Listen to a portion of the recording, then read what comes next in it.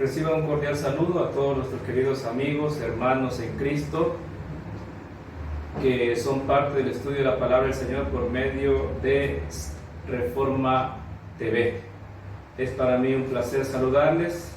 Mi nombre es David García, soy pastor de nuestra iglesia en la Asociación Salvadoreña y me alegra mucho estar con cada uno de vosotros por este medio, dirigiéndome para poder dar un consejo de la santa palabra de Dios. Antes de poder hacerlo, quiero hacer una oración a nuestro Dios y invito a usted también, que es parte de este programa, a que pueda acompañarme también.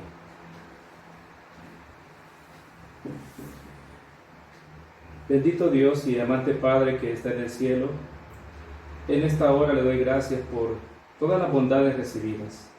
Gracias por su amor, por los cuidados que usted ha provisto para nosotros, para nuestra familia y para todos sus hijos que conforman su iglesia en el mundo entero. En esta hora queremos suplicarle que el consejo de su bendita palabra pueda darnos consuelo, aliciente, fortaleza para poder continuar en estos momentos de dificultad a nivel mundial. Guárdanos en su amor.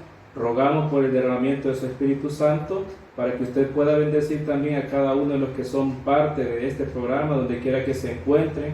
Y rogamos, Señor, pues que usted pueda ayudarnos para poder entender el mensaje, para que podamos también ponerlo al campo de la práctica y las bendiciones sean mayores para nosotros. Guárdenos en su amor, se lo imploramos junto con el perdón de nuestros pecados, en el nombre de Jesús. Amén.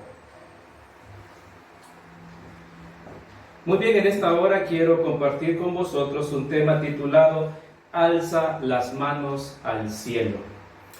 Estamos viviendo en un momento en el cual hay un factor muy común y predominante en el mundo en general, tanto por el sistema religioso como por también aquel que ocasionalmente busca a Dios. La mayoría de las personas dicen creer en Dios, dicen creer que existe y que tiene poder. Una pequeña parte de la población mundial ha decidido manifestarse como un seguidor de Cristo, tal vez a su manera, como ellos la han conocido. Sin embargo, hay algo común en un momento de dificultad, y es que cuando hay problemas, hay adversidades, el mundo busca aclamar, a buscar auxilio, y lo hace por los medios que estén a su alcance. Primeramente lucha por su propio medio, posteriormente trata de buscar ayuda por las personas y por último quizás busca a Dios. Este estudio es para que nosotros podamos hasta cierto punto ver la misericordia de Dios y la necesidad de poder orar a nuestro Padre Celestial. El apóstol Pablo, en la primera carta a Timoteo, en el capítulo 2, versículo 8, él dice algo muy importante, y con esta porción bíblica hemos de iniciar nuestro estudio en esta hora. El apóstol Pablo dice en 1 Timoteo 2, 8, quiero pues que los hombres oren en todo lugar, levantando las manos santas, sin ira ni contienda. ¿Cuántas declaraciones bíblicas encontramos acerca de ejemplos de personas que oraron, que invocaron el nombre del Señor, que clamaron a nuestro Padre Celestial y tuvieron respuesta? ¿Cuántas veces y en cuántos momentos de desesperación nosotros también hemos tomado esa iniciativa de poder doblar nuestras rodillas, clamar al Señor, llorar inclusive, abriendo nuestro corazón hasta nuestro Padre, movidos por una angustia, por una inquietud, algún problema, alguna enfermedad? El apóstol Pablo aconsejaba a Timoteo y le decía, ¿verdad?, por revelación divina, claro, quiero pues que los hombres, primeramente, que los hombres oren en todo lugar. Es el primer aspecto que nosotros consideramos en este pasaje. En segundo lugar dice, levantando manos, pero no solamente levantar las manos como un gesto y como algunos están acostumbrados a orar con los ojos cerrados, con las manos hacia el cielo, aunque es una expresión que demarca algo muy importante y veremos a qué se refiere el apóstol Pablo. Bueno, lo cierto es de que él decía levantando manos, pero oigan bien, manos santas. Y también decía otra condición para poder orar al Señor en todo lugar y en todo tiempo, sin ira ni contiendas. Estos elementos tienen que ir involucrados entonces cuando nosotros vamos a orar al Señor. La iglesia se ha organizado en periodos de oración constante, y eso es excelente, es lo que tenemos que orar. El Señor dice, orar sin cesar, eso es bueno, pero también la condición con la cual nosotros nos presentamos delante del Señor tiene que ser la adecuada. Y el apóstol Pablo dice, quiero que los hombres oren en todo lugar, levantando las manos santas, sin ira ni contienda. ¿Qué representa? ¿Y por qué el apóstol Pablo dice en esta ocasión levantando manos santas? ¿A qué se refería el apóstol Pablo cuando decía esto? Bueno, las manos santas son un símbolo de un carácter libre de contaminación. Podríamos decir también que simbolizan las acciones de los hombres. Unas manos santas entonces podrían representar las acciones de un hombre recto, un hombre limpio de manos. Quiere decir que cuando oramos a nuestro Padre Celestial, nuestras acciones también tienen que ser de acuerdo a lo que nosotros esperamos recibir por parte de Dios. No solamente es hablar, y ese es el error grande que hoy en día el mundo religioso está cometiendo. Quieren vivir en base a sus propias condiciones, libres de cualquier restricción, libres de cualquier censura que Dios nos imponga o nos establezca, y queremos que en el momento de socorro, en el momento oportuno, Dios esté atento para poder respondernos. Por eso es que hay muchas personas que han perdido la confianza en Dios, porque no han recibido respuesta cuando han clamado, pero no ha sido culpa del Señor, ha sido porque nuestras obras tienen que estar también, hermanos, de acuerdo. Tenemos que hacer obras de justicia también. Por otro lado, cuando nosotros solamente pedimos al Señor y levantamos nuestro clamor al cielo con nuestras manos hacia el cielo también, pero no vivimos contaminándonos con la inmoralidad que hay en este mundo, nosotros entonces estamos cayendo en un problema, y parece una expresión fuerte, pero es así. Caemos en un estado de hipocresía delante de Dios, porque le decimos, Señor, te amo, yo necesito que me ayudes, pero nuestro estado natural en las acciones que hacemos de manera cotidiana están muy lejos de lo que el Señor espera. Entonces nuestras manos no se levantan al Señor en santidad, porque nuestras acciones no son coherentes con lo que Dios pide en el momento que oremos. Hay que orar en todo momento, nuestra oración tiene que ser constante, pero otro aspecto involucrado es que nuestro corazón tiene que estar limpio y nuestras manos tienen que estar limpias también. El apóstol también aconseja a Timoteo y dice, sin ira, sin contienda. El espíritu de ira y venganza es incompatible con el espíritu de Dios. No tiene que haber un sentimiento de ira contra los hermanos, contra nadie. A veces nos postramos a orar, pero nuestro corazón está disgustado con nuestro cónyuge, con nuestros hijos, con nuestros hermanos, inclusive en nuestras congregaciones. Hoy anhelamos estar reunidos con nuestros hermanos en la iglesia, pero ¿cuántos de los que hemos estado en las iglesias, cuando hemos estado reunidos, hemos ido para debatir con nuestros hermanos, para contradecir, para hacer sentir mal a los demás, y después nos postramos para orar? ¿Cuántas cosas el Señor nos está demostrando quizás con esta situación que estamos viviendo? Seguramente y de manera personal yo anhelo estar con mis hermanos reunidos, pero muchas veces quizás podemos ser nosotros un objeto de Satanás o un instrumento de él para demostrar aspectos que hagan daño a mis hermanos. De manera que un espíritu de ira y venganza, hermanos, no tiene compatibilidad con el Espíritu de Dios. Y si yo oro de esta manera, pues, ¿creen ustedes que podríamos recibir una respuesta favorable a lo que nosotros solicitamos? Un mal proceder hacia nuestro prójimo o para con Dios destruye la eficacia de la oración. Entonces, no solamente de orar 1 hora, 2 horas, 1 día, 2 días, 3 días o de manera indefinida, el proceder, nuestro accionar cuando terminamos nuestra oración en lo cotidiano, en el trato con nuestros semejantes, demarca el hecho que mi oración, queridos hermanos, pueda recibir la respuesta de nuestro Dios. En la Biblia encontramos una experiencia muy importante en el pueblo de Israel. Yo quiero tomar este momento también para poder recordarla y traerla a nuestra memoria. El pueblo de Israel se encontró cuando recién salió de Egipto en diferentes dificultades, necesidades fisiológicas, hambre, sed, y mostró incredulidad. Entonces Dios permitía que vinieran dificultades para que vieran y valoraran el cuidado que Dios tenía para con ellos. Recién habían salido de Egipto, tuvieron una dificultad grande, no se habían enfrentado a ella y no estaban preparados para esa situación. ¿Cuál es esa situación? La vemos descrita en el libro de Éxodo, en el capítulo 17, versículos 8 al 16. Y he de leer estos pasajes para que después nosotros hagamos un análisis acerca de qué aplicación podemos hacer nosotros a esta enseñanza según la experiencia que tuvo el pueblo de Israel en esta ocasión. Leamos la declaración bíblica. Entonces vino Amalec y peleó contra Israel en Refidim. Y dijo Moisés a Josué: escogeos varones y sal a pelear contra Amalec. Mañana yo estaré sobre la cumbre del collado y la vara de Dios en mi mano. E hizo Josué, como le dijo Moisés, peleando contra Amalec. Y Moisés, Aarón y Hur subieron a la cumbre del collado. Y sucedía que cuando alzaba Moisés sus manos, vean qué interesante, Israel prevalecía, mas cuando él bajaba sus manos, prevalecía Amalec.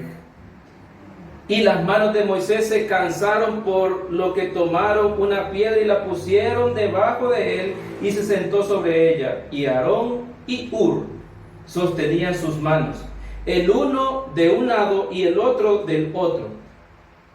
Así hubo en sus manos firmeza hasta que se puso el sol.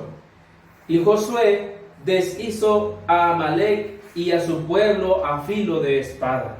Y Jehová dijo a Moisés: escribe esto para memoria en un libro, y di a Josué que raeré del todo la memoria de Amalec de debajo del cielo. Y Moisés edificó un altar y llamó su nombre Jehová Nisi. Y dijo: por cuanto la mano de Amalec se levantó contra el trono de Dios, de Jehová, Jehová tendrá guerra con Amalec de generación en generación.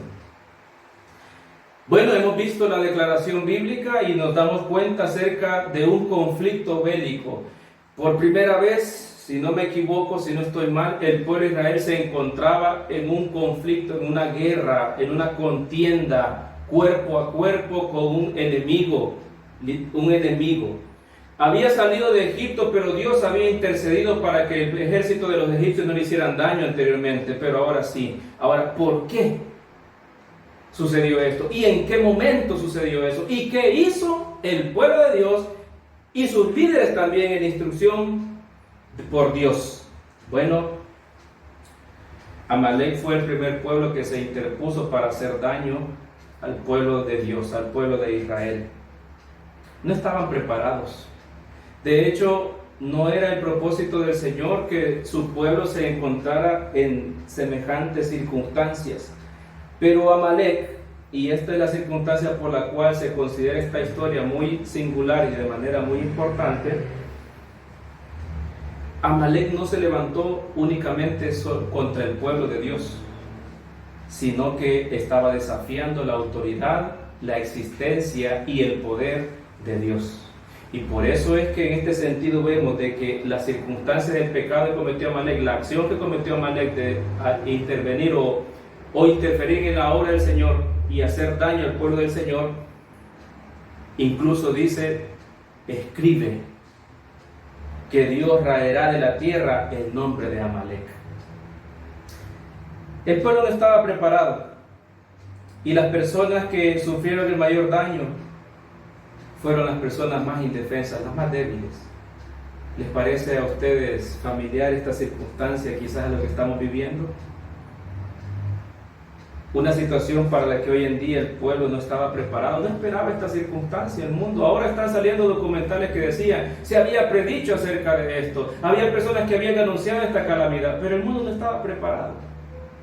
Y las personas más afectadas en estas circunstancias en la actualidad, ¿quiénes son también? Son las personas más indefensas, los que están más vulnerables. Circunstancias como esta. Ahora, ¿quiénes eran los amalecitas? Volviendo a la experiencia del pueblo de Israel. Los amalecitas eran descendientes del nieto de Esaú, de quien tomaron el nombre según Génesis 36:12. No leeremos la referencia bíblica por el tiempo, pero ustedes pueden corroborarla en su Biblia al tener tiempo. En Génesis 36:12 encontramos entonces de que los amalecitas toman, ¿verdad?, ese nombre de Amalec, separándose de sus hermanos en una fecha remota.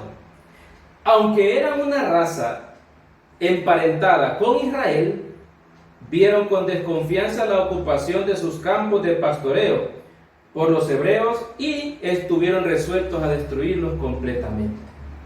Había relación con estas dos naciones, con estos dos pueblos. Eran parientes, corría la misma sangre por ellos. Sin embargo, estos hombres, ¿verdad?, de mal corazón se volcaron contra aquel pueblo que no había hecho nada para poder a ellos despertar ira. Saben, inclusive en la misma palabra del Señor dice, ¿verdad?, de que el pueblo no hizo nada para provocar la violencia que estos hombres estaban volcando contra el pueblo del Señor.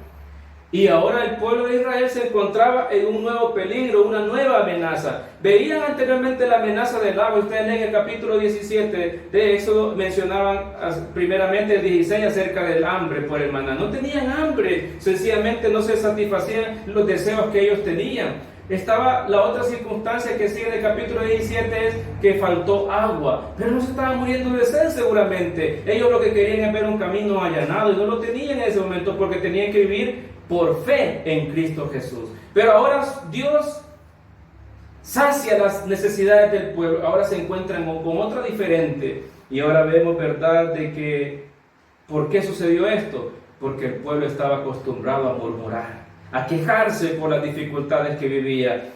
Los amalecitas, queridos hermanos y amigos, la Biblia describe, y el espíritu de profecía en Patriarcas y Profetas dice que era una tribu feroz y guerrera, y atacó a los que desfallecidos y cansados habían quedado rezagados. El pueblo iba marchando, transitando por el desierto. Eran los últimos, quizás los ancianitos, quizás los niños, quizás las mujeres con sus niños de pecho cargando a sus pequeñuelos fueron las víctimas de Amalec. Fue una obra sanguinaria, algo que a Dios le dolió en su corazón, y también por eso le consideró esta reseña bíblica que quedó como una sentencia demarcada para un tiempo futuro en la erradicación o el exterminio de los amalecitas. Las personas más indefensas se vieron afectadas con este ataque, pero tenemos que reiterar, lo provocó la desobediencia del pueblo, el alejamiento de Dios. Se le permitió por estos dos aspectos que estaban siempre prestos a poder cometer, que frecuentemente vivieran dificultades, adversidades, y se les permitió a sus enemigos hacerle guerra y humillarlo para conducirlo a buscar a Dios en su tribulación y dolor. Dios tiene un propósito cuando manda las dificultades. No es que el Señor se plazca por ver el dolor en sus hijos. Créanme que en estos momentos quizás el que más sufre no es el ser humano, es Dios al ver cómo el mundo se encuentra en semejante cuadro de destrucción. Sin embargo, Dios permite estas cosas para que nosotros levantemos nuestras manos y nuestra mirada al cielo, el único lugar donde podemos alcanzar el oportuno socorro para nuestra situación. Dios quiere que le busque su pueblo. Dios quiere que le busque a aquel que durante mucho tiempo ha decidido no creer en la existencia de Dios. Este es el momento, la circunstancia que se presenta es oportuna para que en el momento de la tribulación y el del dolor busquemos y clamemos a nuestro Dios. Cuando Israel fue atacado por los amalecitas, Moisés ordenó a Josué que peleara con sus enemigos. Esta es otra situación que tal vez vale la pena mencionar. Dios es un Dios violento, a Dios le place la guerra. Dios es un ser que aprueba las matanzas. Queridos hermanos, con toda seguridad, yo no creo que ese sea el carácter de Dios.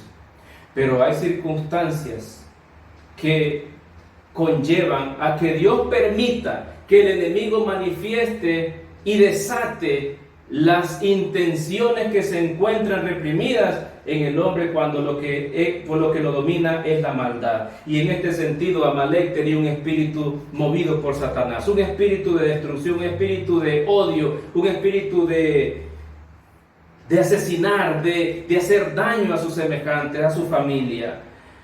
Y por eso es que el Señor dio la orden, y Moisés también le dio la orden a Moisés, y al día siguiente, dice la palabra del Señor, Josué y su compañía atacaron al enemigo, mientras Moisés, Aarón y Hur se situaron en una colina. Había un plan aquí, no era solamente por salir. A veces el hombre, queridos hermanos, sale sin pensar en lo que está haciendo. Hoy en día nos hemos dado cuenta en las noticias, se vuelcan a las calles a hacer aglomeraciones para agravar más la situación, volver un caos. El hombre está acostumbrado a actuar de manera desordenada, pero cuando Dios va a reaccionar, va a obrar y va a beneficiar a su pueblo, lo hace y muestra el método, el sistema por el cual se alcanzará la victoria. Hay momentos en los cuales el Señor interviene sin la necesidad del hombre.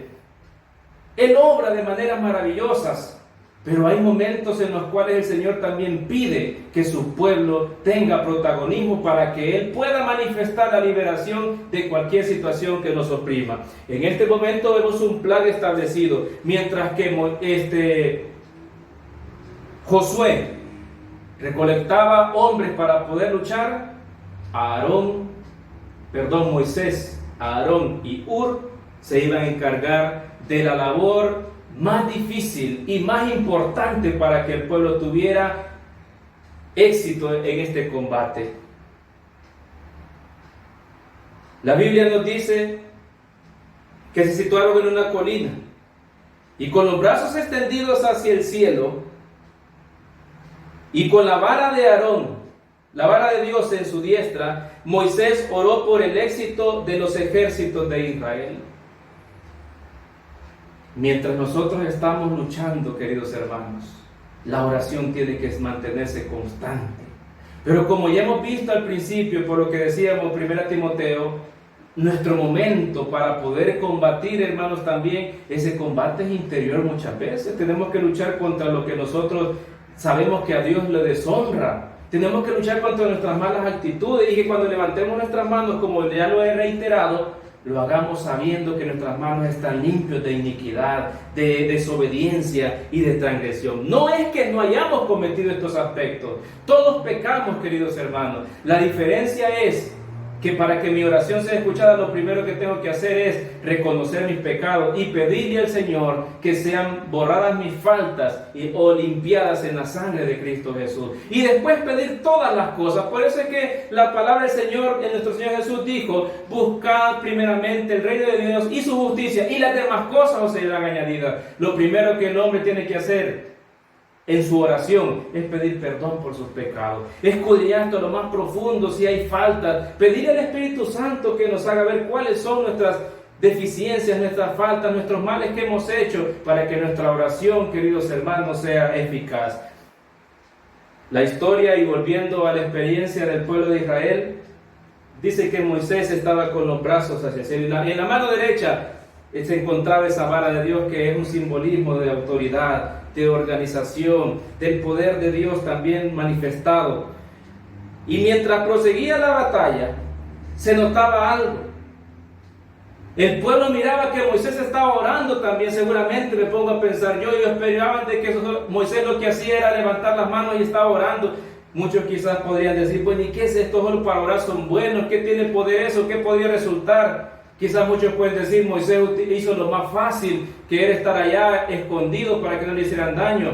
Pero en realidad la Biblia nos revela, queridos hermanos, que mientras Moisés mantenía sus manos en alto, prevalecía el pueblo de Israel contra los amalecitas. Pero dice que sus brazos se cansaban. Yo no sé cuántos de ustedes quizás han hecho el experimento de estar con las manos alzadas. ¿A cuántos quizás de ustedes los castigaron en la escuela? Bueno, a mí algunas veces nos castigaron en la escuela los profesores y nos decían: van a estar media hora con las manos arriba, y era algo doloroso. Ahora la Biblia menciona que Moisés tuvo que estar, y mientras estaba en su concentración tan íntima hacia Dios, tenía las manos arriba, pero él lo hacía por clamor. No era una penitencia, era por la necesidad de que Dios obrara, y para que el pueblo viera también lo que él estaba haciendo, invocando el nombre de Dios mientras el pueblo combatía contra sus enemigos. De esta experiencia, queridos hermanos, podemos sacar lecciones objetivas para la experiencia hoy en día. En primer lugar, cuando Moisés se cansaba, la Biblia dice de que Aarón y Hur sostenían las manos de Moisés. Mostraron de esta manera al pueblo que era el deber, no solamente de Aarón y Hur, apoyar a Moisés en su ardua labor mientras recibía las palabras de Dios para transmitírselas a otros. A veces, queridos hermanos, la iglesia se vuelve un poco impaciente contra sus dirigentes. A veces inclusive las personas, los compañeros de trabajo se vuelven jueces del que está encabezando, liderando la obra. Pero Dios no manda a la iglesia o a los compañeros de trabajo en la organización para que juzguen o acusen o aplasten al que está luchando por hacer lo correcto. Dios dice, hermanos, que en este momento la lección objetiva y para nosotros es que tenemos que sostener al que va liderando, al que está esforzando, al que está queriendo tener esa comunión con Dios para que manifieste su gracia y su protección para su pueblo. El pueblo de Israel había sido ingrato con Moisés. Ahora por esta necesidad Dios le mostraba, por esta lección de sostener los brazos de Aarón, de Moisés, que era necesidad no solamente de Aarón y de Hur sostener sus brazos, sino también del pueblo. Otra lección que podemos ver es, dice que Moisés también lo que hizo fue muy significativo, pues le demostró que su destino estaba en las manos de Dios. Eso también quería representar el hecho de que Moisés tenía sus manos arriba, que dependía de Dios, que estaba esperando que Dios tomase sus manos y que con toda seguridad, queridos hermanos, él pudiera sentir que Dios obraría. Y así era. Mientras él mantenía sus manos hacia el cielo, Dios se manifestaba y el pueblo prevalecía. Hermanos, entonces la oración es efectiva, ¿sí o no? Claro que lo es. ¿La oración tiene poder? Claro que tiene poder. Aquí lo estamos corroborando nosotros. Pero hay actitudes, queridos hermanos, por las cuales nuestra oración pueda ser estéril. Nuestros actos también a la par de nuestra oración tienen que demarcar el éxito que hemos de tener. Y sobre todo, confiar y poner de manera voluntaria y con toda seguridad, ni con tristeza, bueno, mi vida está en las manos de Dios, Él que se plazca de ella como Él crea conveniente para mí. Pero no tenemos esa capacidad hoy en día. La gente quiere que Dios le escuche, pero que le dé lo que Él quiere, no lo que le convenga. Y Moisés, queridos hermanos, estaba dando esta lección también al pueblo en este entonces. Mientras que el pueblo de Israel confiara en el Señor, Dios combatiría por ellos y dominaría a los enemigos.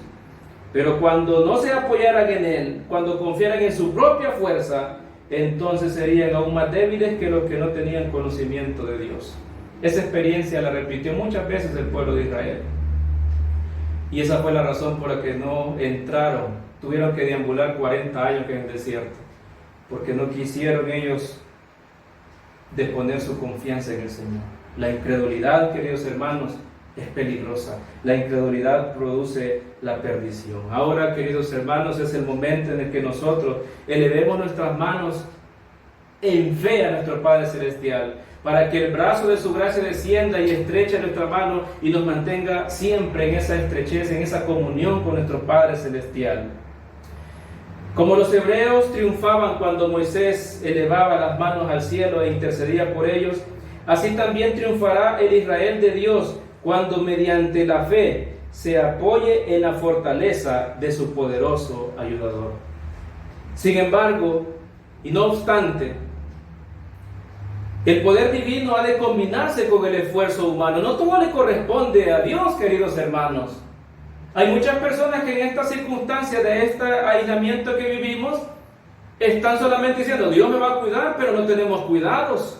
No tenemos las restricciones necesarias, no atendemos las recomendaciones que muchos de nuestros hermanos en la misma iglesia han recomendado que hay que tomarlas en cuenta. No lo queremos hacer, a eso se le llama presunción. Dios no obrará en una persona tal, no obrará en un creyente tal tampoco. Tiene que combinarse, queridos hermanos, el poder divino y el esfuerzo humano, y eso no solamente en esta circunstancia, pero tomo esto en comentarios porque hoy en día Dios ha permitido que esta circunstancia nos mueva a la oración. Mundialmente hay sistemas de oración y está bien, como lo dije al principio. Pero no solamente es eso. Tenemos que combinar el esfuerzo humano. Tenemos que hacer todo lo posible para agradar a Dios, para poder, hermanos, vivir conforme a lo que Dios nos indica. De esa manera, Dios nos dará el éxito. Moisés no creyó que Dios vencería a sus enemigos mientras Israel permaneciese inactivo. La inactividad, queridos hermanos, es algo que ofende a Dios. No le agrada que sus hijos estén únicamente, hermanos, estáticos. Tenemos que accionar. Por eso es que la palabra del Señor nos dice, hermanos, que la fe sin obras es muerta. De manera que nosotros tenemos que obrar, y por eso es que el pueblo de Israel en esta circunstancia muy peculiar, al comprender de que Amalek representaba un desafío o un acto en contra de la voluntad de Dios directamente, entonces el pueblo tenía que verse ofendido porque habían ofendido al Dios que ellos consideraban que era su Dios. Y por eso es que en esta circunstancia Israel se tuvo que tomar en las manos, ¿verdad?, por el mandato de Dios, intervenir y manifestar que estaba de parte de Dios y no de parte de alguien que estaba en contra de la voluntad de nuestro Dios. Este ejemplo, queridos hermanos, debería de ser una experiencia y una lección muy valiosa para nosotros en este tiempo. Tenemos que recordar siempre en nuestra vida esta enseñanza.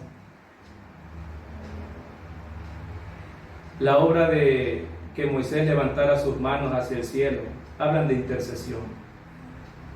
Ahora Cristo intercede por nosotros en el santuario celestial. Él es el que está acercando nuestras oraciones hacia el Padre y con su sangre expiatoria la presenta. Y cuando nuestros pecados son confesados delante del Señor, Él ve esta causa como propia y la defiende de tal manera. Si Dios está dispuesto a limpiar nuestros pecados, que la Biblia dice que no hay ningún poder humano ni ninguna obra que pueda borrarnos, y Dios está haciéndolo y desea hacerlo, los pecados que quizás no hemos confesado, ¿cuánto más el Señor nos encargará de nuestras necesidades temporales? Sin embargo, tenemos que recordar algo. Cuando el pueblo de Dios prevalece, es porque el poderoso asume su caso y pelea sus batallas por ellos. No es porque nosotros seamos dignos, ni porque lo que nosotros hagamos. Es porque Dios, hermanos, nos da la victoria. Seguramente en estas circunstancias, en el tiempo que estamos viviendo, el pensamiento es el mismo. El tiempo irá de mal en peor. Pero si Dios pelea con nosotros nuestra batalla, queridos hermanos, y nosotros hacemos nuestra parte también, sin lugar a dudas la victoria está garantizada para nosotros. Seguramente usted o mi persona en algún momento de la vida nos hemos sentido desanimados, hemos perdido fuerza en nuestras manos y ya no hemos clamado como lo hacíamos antes, ya no hemos obrado como Dios esperaba. Hay muchos que se han apartado de la iglesia, sus manos se derrumbaron, perdieron fuerza, volvieron a hacer las obras de impiedad que antes hacían. Pero Dios quiere que hagamos obras de justicia nuevamente, que limpiemos nuestro corazón y que nuestras manos cuando se alcen al Señor estén limpias, sean marcadas por la justicia también. Y para eso se necesita apoyo. La iglesia tiene que apoyarse, la iglesia tiene que fortalecerse un hermano con otro, donde quiera que nos encontremos. La oración es el medio por el cual hoy en día nos estamos fortaleciendo. La oración es la que nos está sosteniendo, aunque estemos aislados, no podamos vernos el rostro, no podamos reunirnos. Pero debe ser el medio, queridos hermanos. Y como Aarón y Hur, debemos de fortalecer no solamente a nuestros hermanos o a mi familia, sino también, queridos hermanos, a los que lideran la obra. Oremos por todos, no importa que estén enfermos, que estén sanos o cualquier sea su condición. Hay que orar porque, hermanos queridos, únicamente cuando nos fortalezcamos unos a otros, es que nosotros estaremos entonces cumpliendo lo que el Señor desea. En el hogar también este principio tiene que llevarse a cabo. Las esposas deben apoyar a sus esposos, los esposos fortalecer a sus esposas, e igual con los hijos. Tenemos que unirnos en este momento. Tenemos que apoyarnos, tenemos que levantar nuestra mirada y poder comprender que el tiempo que Dios nos ha dado en este momento es para que nos reconciliemos seguramente con nuestra familia, es para que limemos asperezas, para que aprendamos a vivir en unidad, en conformidad, para que levantemos nuestro ánimo, para que aquel que está alejado démosle aliciente para que vuelva a la iglesia, para aquel que quebrantó su pacto con el Señor lo restablezca nuevamente. Eso es lo que el Señor espera de su pueblo en este entonces, y mientras lo hagamos, estaremos cumpliendo la voluntad de Dios. No estaremos inactivos, queridos hermanos, estaremos obrando conforme a la voluntad de Dios. ¿Cuántos de nuestros hijos quizás se han alejado? Es el momento de que levantemos sus manos y les hagamos nuevamente que tengan fuerza, que los impulsemos. Hogares en los cuales uno de ellos únicamente está perseverando y con dificultad, hay que animar a aquel que está desanimado. Este es el momento que Dios nos ha dejado. Tal vez no podemos salir a predicar abiertamente solamente por estos medios de la tecnología, pero en nuestro hogar, que podemos contar con nuestra familia, tenemos que levantar las manos hacia Dios. Tenemos que levantar los brazos del que está desanimado. Saben, hay un párrafo en el libro Testimonios Selectos, tomo 3, en la página capítulo 59, que quiero leérselos a ustedes. Feliz el ministro que tenga un Aarón y Hur, que fielmente fortalezcan sus manos cuando se cansan y le sostengan por la fe y la oración. Un apoyo tal es una ayuda poderosa para el siervo de Dios en su obra, y con frecuencia hará triunfar gloriosamente la causa de la verdad. Amén. Tomemos apoyo, queridos hermanos, en nuestra familia. Venzamos, luchemos contra Amalek, luchemos contra el enemigo que busca destruir a los más débiles. Hoy en día también en el mundo vemos que los más débiles son los que caen primeramente. No solamente en esta enfermedad del COVID-19, que son los ancianitos, las personas que tienen problemas ya crónicos, son las que están afectadas. En el mundo hay muchas personas, el más débil es el que está siendo, hermanos, la víctima de Satanás. ¿Saben qué dice la palabra del Señor? Que nosotros, los más fuertes, sobrellevemos las cargas de los más débiles. Este principio aplica, queridos hermanos. Tenemos que levantar nuestras manos al cielo. Y quiero concluir con lo que dicen dos declaraciones bíblicas. La primera en el libro de Hebreos 12, el capítulo y el versículo número 2. Puestos los ojos en el autor y consumador de la fe, en Jesús, el cual, habiendo sido propuesto gozo, sufrió la cruz, menospreciando la vergüenza, y sentóse a la diestra del trono de Dios. Nuestra mirada tiene que estar puesta en Cristo Jesús, el autor y consumador de nuestra fe. La victoria está garantizada. Si no la logramos nosotros es porque no cumplimos la parte que nos corresponde. El pueblo de Israel en este momento, al tener un ejército preparado, venció. No porque tuvieran destreza, no porque fueran mayores en número, sino porque la intercesión constante de Moisés, la oración ferviente, el apoyo de todas las personas y el tomar parte en el plan que había sido formado para poder tener éxito contra este pueblo maligno, todos cumplieron su labor. Hermanos queridos, ha llegado el momento en el cual nuestra mirada tiene que estar puesta en Dios. Tenemos que levantar nuestras manos hacia el cielo en oración, pero nuestras manos también, hermanos, haciendo lo que Dios pide de cada uno de nosotros. Y termino con lo que dice Isaías 41:13. Que este versículo sea una promesa que nos fortalezca en estos tiempos de dificultad. Seguramente, queridos hermanos, hay familias afectadas por este mal y otras situaciones que han venido afectándonos, y no solamente al pueblo de Dios, sino al mundo, que muchas veces ignora que hay un Dios que le ama.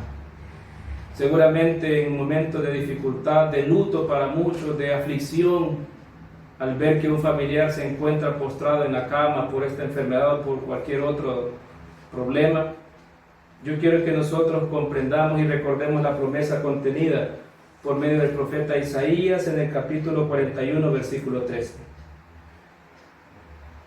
Porque yo, Jehová, soy tu Dios, quien te sostiene de tu mano derecha, y te dice, no temas, yo te ayudo. Por eso es que tenemos que alzar nuestra mano, porque al alzar nuestra mano estamos nosotros reconociendo que necesitamos la ayuda de Dios. Y al levantar nuestra mano en ese clamor, con un corazón limpio, con un corazón abierto y dispuesto a que el Señor pueda también vivir en él, entonces Dios está dispuesto a tomar nuestras manos. Y la Biblia dice, no hay que tener temor. Cuando Dios nos tiene tomado de la mano, no hay que tener temor, porque Él nos ayuda, Él nos sostiene, Él es el que nos toma, dice, de nuestra mano derecha. Querido hermano y amigo, que el Señor pueda bendecirle y que este mensaje nos ayude para tener presente cuál es la voluntad de Dios, cuál es nuestra labor, nuestro papel a desempeñar en estos momentos y cuánto es lo que Dios puede obrar para poder librarnos de cualquiera que sea la amenaza que pueda rodearnos. Que el consejo de la palabra del Señor nos fortalezca y nos dé Dios de su bendición. Es mi mayor deseo y oración en esta hora. Deseo concluir con ustedes este estudio haciendo una oración. Seguramente hay muchas necesidades en el mundo. No bastaría un tiempo quizás para poder mencionar a toda la hermandad o personas que están sufriendo muchas circunstancias, pero Dios los conoce. Dios lo conoce a usted, conoce su situación, conoce que su corazón se encuentra afligido. Hay muchas personas que esta situación les está haciendo reaccionar. Bendito sea Dios por ello. Si usted siente el deseo de retomar su pacto con el Señor, es el momento de hacerlo. Levante sus manos nuevamente al Señor. Haga cambios en su vida. Luchemos nosotros como miembros también del pueblo del Señor para ser fieles, para dar un testimonio correcto a las personas que necesitan ver la manifestación de la gloria de Dios en nosotros. Y si es así como nosotros hemos de obrar, no hay duda que el Señor se manifestará en este tiempo. Oremos al Señor por el derramamiento de la lluvia tardía, su Santo Espíritu, que soy el único medio por el cual hemos de subsistir en este tiempo de angustia. Es el único medio, no hay otro. Si estamos desprovistos del Espíritu Santo, hermanos, seremos derrotados en el campo de batalla. Abramos nuestro corazón a Dios en este momento.